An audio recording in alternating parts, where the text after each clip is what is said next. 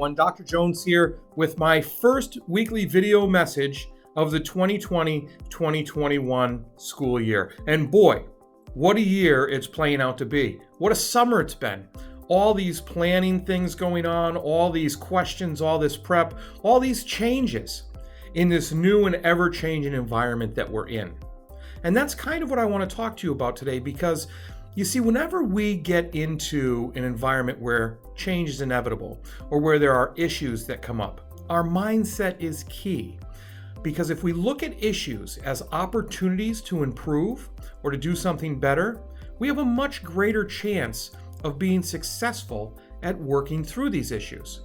You see, it would be great if we had answers at our fingertips and the perfect answer at our fingertips. It would be great if we had the perfect solution every single time, because then everything would look fantastic every single time and be perfect for us. Now, while that's comforting, that also hides other things that might be going on, and that brings me to Kensugi. That's right, you heard me right, Kensugi. Now, to introduce this, I want you to hearken back to a time that maybe you broke something, or maybe you were fixing something for your student. What you do is you take the pieces and you put them together as perfect as possibly can be, and you get that crazy glue, you know, that you can't see when it dries, so it dries clear, and you get it to look as perfect as possible. You hide the flaws. You hide the problem with the original piece. Well, Kintsugi, which is an ancient Japanese art where they break pottery and then they don't try to hide the flaws, they put it back together with very recognizable flaws and create an art piece from that. The point being is, by doing that, highlighting or embracing the imperfections and flaws, they create something new that's absolutely beautiful. Kensugi. This year, we need to embrace the mindset that nothing is going to be perfect. Nothing is going to stay stagnant, and the only thing that's going to happen is we're all going to try our best to adapt and adjust to the changes we need as things roll out. What we're going to have to do is embrace the idea behind Kensugi and apply it to the larger picture of school. Public school systems as we know it when COVID has hit have been broken.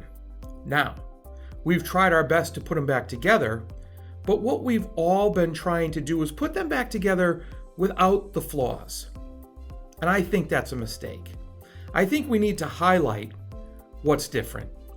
And by highlighting what's different and adjusting to meet its needs, we make something quite possibly better than we've ever had before.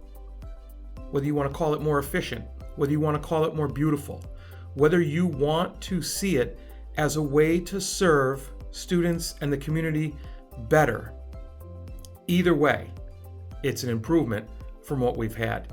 You see, when I sit and talk with my colleagues, often we talk about all the things that we can't do because of the COVID restrictions, instead of looking at all the things that we might be able to possibly do because of the COVID restrictions.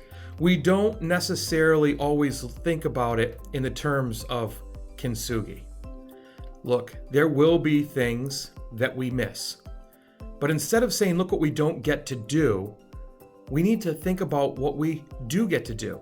There will be some things about education that are less than before, but there are going to be a lot of things that are better than before. That if we're honest with ourselves and we're really trying to improve, we will carry them forward. So I want you to think about this. What does Kensugi apply to in your life?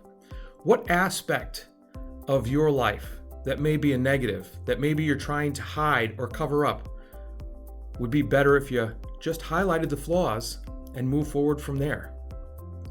Kensugi, a positive mindset towards facing our issues. You have a great week.